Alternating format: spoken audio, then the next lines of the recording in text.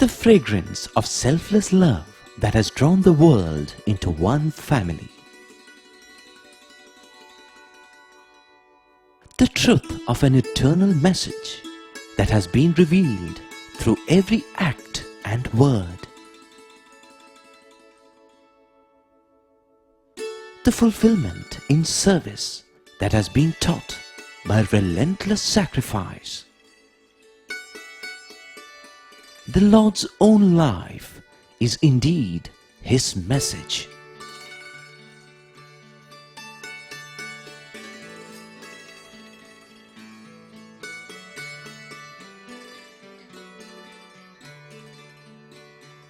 Sai Ram, and welcome to the 28th episode in our month-long teleserial entitled Message of the Lord. As we approach the end, we need to zoom in on what really is the bottom line. Fortunately, Bhagwan Baba has already done our work, and what we need to do is just draw your attention to what he has already said, maybe adding a few footnotes here and there. But to get to the bottom line just mentioned, let us start with what Bhagwan Baba often asks us to do, namely, place a ceiling on our desires. I know we discussed this earlier, but I wish to revisit this theme again as it would help us get started with this episode. By the way, many people are shocked when they hear about ceiling on desires for the first time. They think that trying to curb one's desires is too drastic a step. It's like robbing all fun out of life. What they don't realize is that Baba is not asking us to wear sackcloth, smear ourselves with ash and withdraw into the forest. Not at all. What Swami is telling us is to be a little restrained in yielding to all our desires, and this he does for highly practical as well as spiritual reasons. Let us first look at a purely practical side. Say there is a person, maybe 35 or 40, who has a lot of money and does not have to work for a living. So what does this person do? He just sits in front of a TV set and goes on seeing everything that appears on the screen.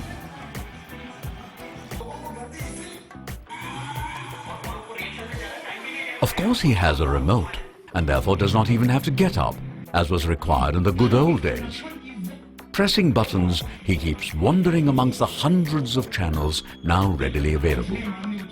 And while he is busy glued to the TV, he is also busy downing bag after bag of potato chips. We all know what ultimately happens to this couch potato. He becomes awfully fat and develops all kinds of heart problems. There was absolutely no need for this young person to ruin his God-given health in this manner. And yet he did it because he could not control his desires. Watching TV and eating potato chips may not be evil, but anything in excess can and does become harmful and dangerous.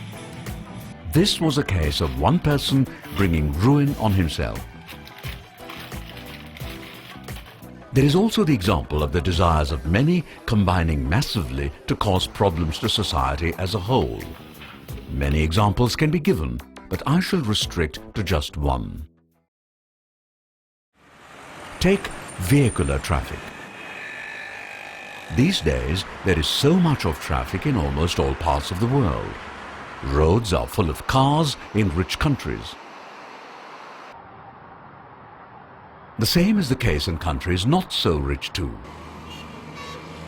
Attention is being drawn to this because every vehicle consumes fossil fuel, and when that fuel is burnt in a motor vehicle, carbon dioxide is emitted.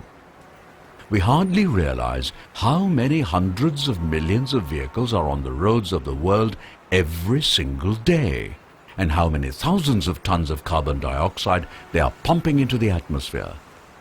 And now, it is universally agreed that carbon dioxide emission is one of the principal reasons for climate change. I brought this up because if you think seriously about it, not all travel is really necessary. When people have plenty of money to spend, all sorts of desires crop up, and in the process of fulfilling those desires, people tend to travel a lot.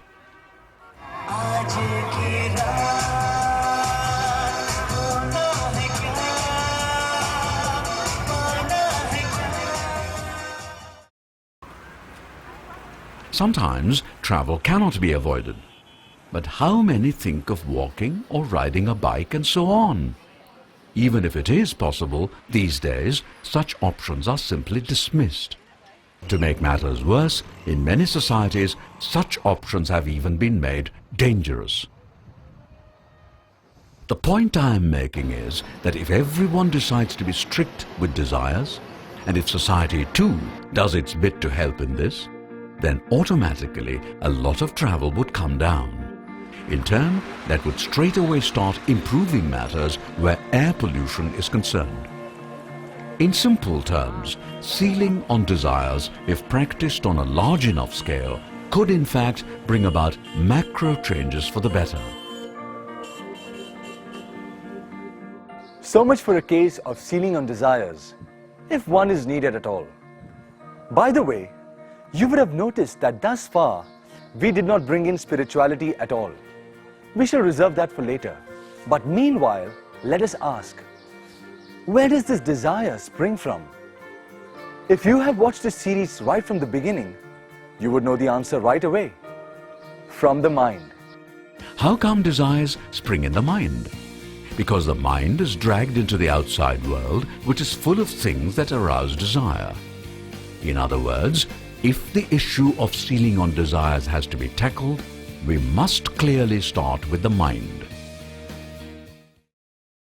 The mind, Baba says, is nothing but a bundle of thoughts. Maybe that sounds a bit difficult, but let us ask, how do thoughts appear in the mind? They do so in two ways. Firstly, when the senses make contact with some objects or events in the world. For example, you may be window shopping. You see attractive things in the shop and your mind begins to dwell on them. That is one way in which thoughts occur. Alternately, you may be sitting somewhere and your mind may be recalling that window shopping trip you took. That's the second way in which thoughts arise. In general, for thoughts to occur, there must be contact with some objects or some association with some person or events. Okay, what has all this got to do with sealing on desires? Very simple. Let us start from the fact that desires arise in the mind. Now suppose you generate some other thoughts in that same mind so that those connected with desire are pushed out. You may ask, like what? I would reply, maybe thoughts about wonderful darshans of Swami you have had.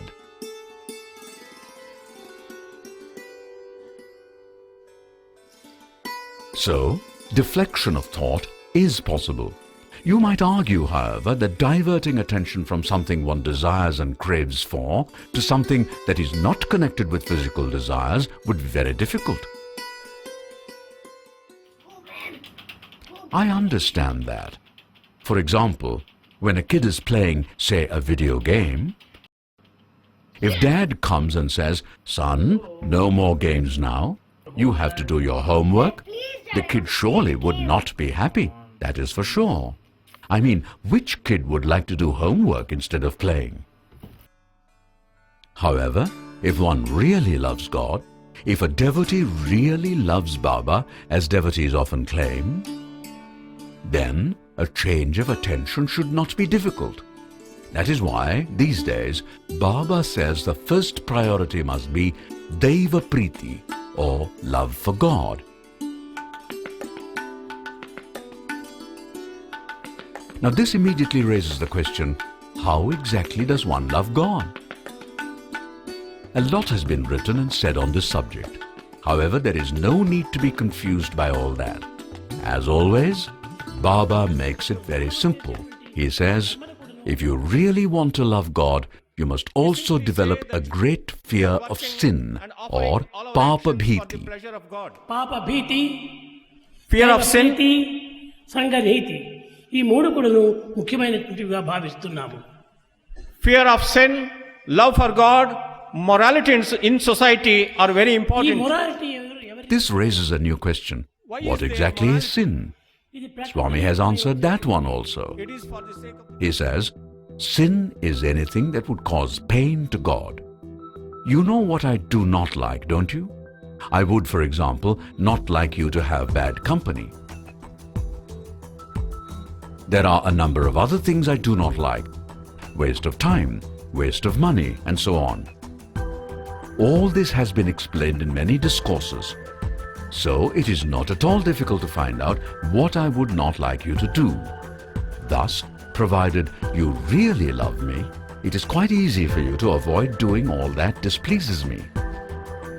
With all those tips, the close connection between Deva Priti, or love of God, and Papa Bhiti, or fear of sin, should not be difficult to understand. Basically, if one meticulously avoids doing all that God would be unhappy about, then one is well on the road to truly loving God. So that is how love for God and fear of sin get tied together. I hope you follow that.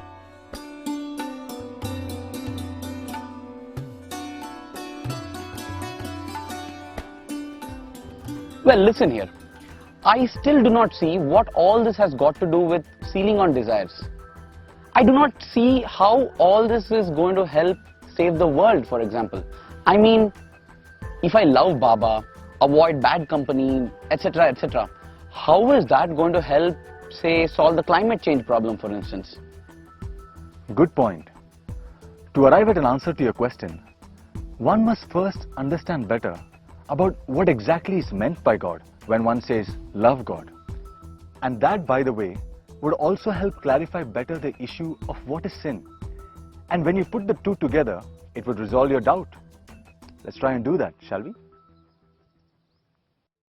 The first thing we must learn is that God is omnipresent. That is to say, He is present in every single entity in the universe.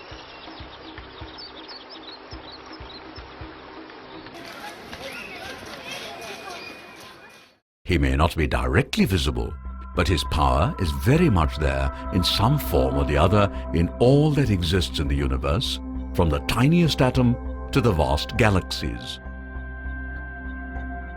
As Baba repeatedly reminds us, everything in this universe is in fact nothing but God.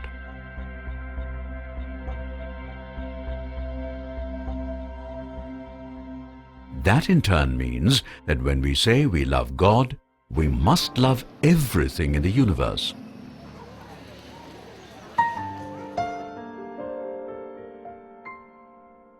You may say, "Come on, be serious. I'm scared of the tiger. How can I love the tiger?" Swami has the answer.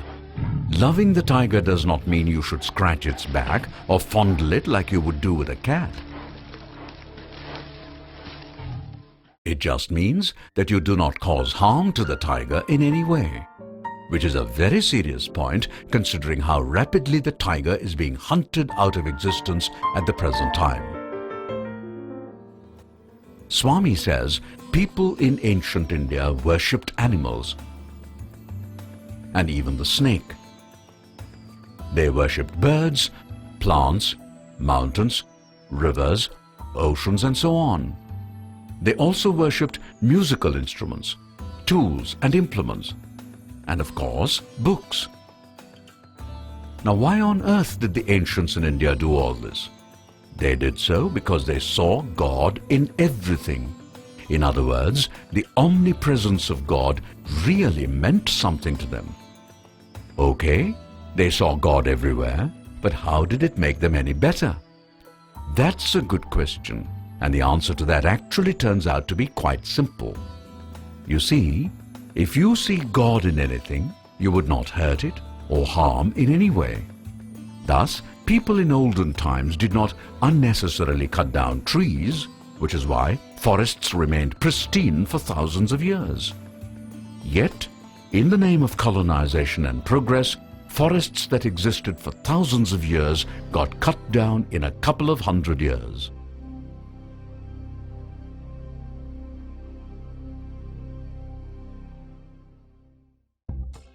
What you see in this visual is how the forest cover of America has shrunk from 1620, when the first settlers landed, to the present time. That's awful, is it not? You know, we can say all we want about requiring land for agriculture, highways, cities, airports and what have you, but if we have to harm Mother Nature in such a massive way, it is really something to worry about. I mean, how can we say we love God and still do such things? Do you know that at the beginning of the 20th century, there were about 40,000 tigers in the Indian subcontinent? And do you know how many tigers there were in 2001? 3,642. And do you know what the number was in 2008? 1,411. Terrible, is it not?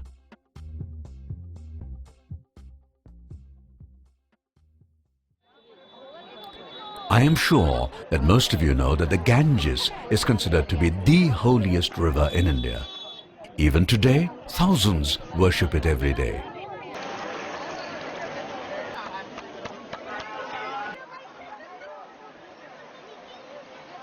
Millions may worship the Ganges every day, but hardly anyone seems to be bothered about the incredible pollution that is being dumped into the river all over the place and non-stop. And yet hardly anyone seems to be bothered. Which is why Swami once told students, they tell you that ancients were savages and uncivilized. Why? Because they worshipped stones, snakes, animals and so on. That's what they say. But who is it that has made forests disappear? Who is it that has made whole species of animals disappear? Who is it that has polluted air, water and even land so massively? The ancients or modern man? When modern man is causing so much harm to nature from whom he came, what does it say of his sense of gratitude or for that matter his intelligence? How dare these people call ancients fools and superstitious? Let's get back to Daiva Priti and Papa Bhiti and link them to all this before we wind up. You see, if one truly loves God, then that person would see God everywhere. If one sees God everywhere, then one would not harm anyone or anything, be it a person or an animal or an insect or a tree or even air, water, land, etc. On the contrary, seeing God in them all, he would worship all these entities comprehensively as Mother Nature. Now, when a person loves all and harms none, then that person is sure to be very helpful and do all he can to spread joy in society.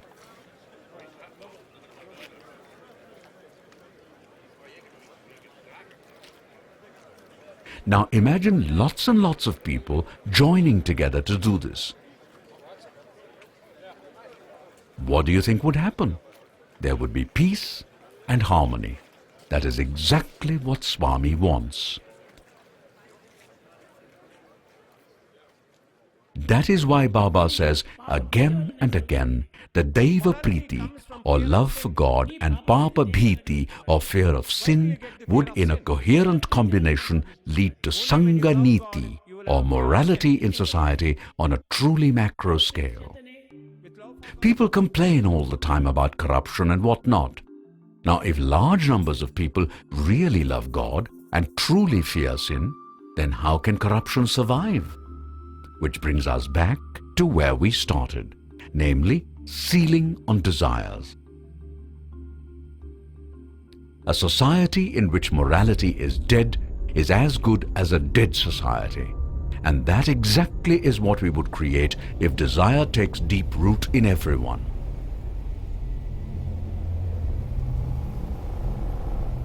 So maybe you now see why we started with sealing on desires before leading on to something that Bhagavan Baba often tells us these days, namely Daiva Priti and Papa Bhiti, working closely and on a large enough scale alone can lead to Sangha Niti.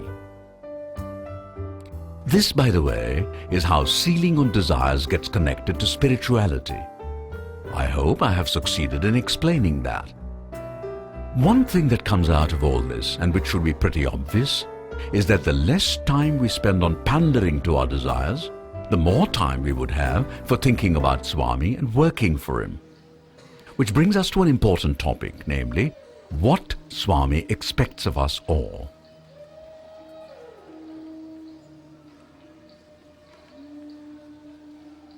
Many years ago, there used to be a devotee known as Charles Penn. He was one of the early devotees to come from America. Deeply spiritual in nature, he loved Swami very much and was blessed with intimate contacts with the Lord during his intense meditations. During one of those meditations, Baba gave Penn an important message, which Penn later presented at a conference. Penn reported that this is what Baba said to him.